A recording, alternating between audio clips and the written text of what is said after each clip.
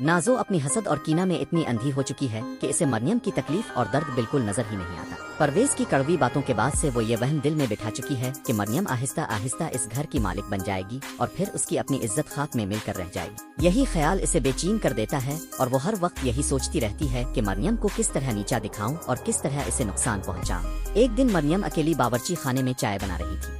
इसके चेहरे पर थकन और तन्हाई साफ झलक रही थी कि अचानक नाज़ो दबे पांव अंदर दाखिल हुई और मरियम के ख्यालों में गुम होने का फायदा उठाकर खोलता हुआ बर्तन इस पर उंडेल दिया। मरियम एक खौफनाक चीख मार कर पीछे हटी। इसका हाथ बुरी तरह जल गया, लेकिन नाज़ो के चेहरे पर जर्रा बराबर भी रहम न आया, बल्कि वो तंजिया लहजे में बोली, मरियम तुम मेरी नफरत का अंदाजा कभी नहीं लगा सकती। शुक्र करो अभी तुम्हें मुकम्मल जलाकर खाकिस्तर नहीं किया। मरियम दर्द से कांपते हुए भी सब्र के साथ जवाब देती है, नाज़ो इस दिन से दो जब तुम मुआफी मांगने के भी काबिल न रहोगी। अल्लाह का इंसाफ बेहद बड़ा है।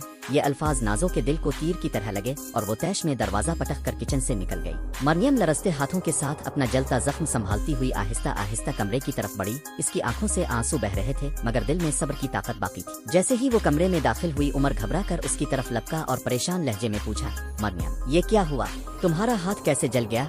मरियम लम्हा भर को रुकी, मगर नाज़ो का नाम लेने के बजाय धीरे से बोली, चाय बनाते वक्त हाथ जल गया।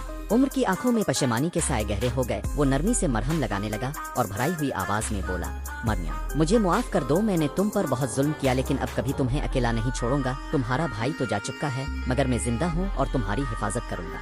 ये अल्फाज मरियम के दिल पर मरहम बनकर उतरे और उसकी आंखों से आंसू बहने लगे। नाजरीन, आपके ख्याल में क्या उम्र वाकई नाज़ो के सामने डट कर मरियम का सहारा बनेगा या नाज़ो की साजिशें फिर एक बार उनके रिश्ते को हिला देंगी? अपनी राय कमेंट्स में जरूर दें।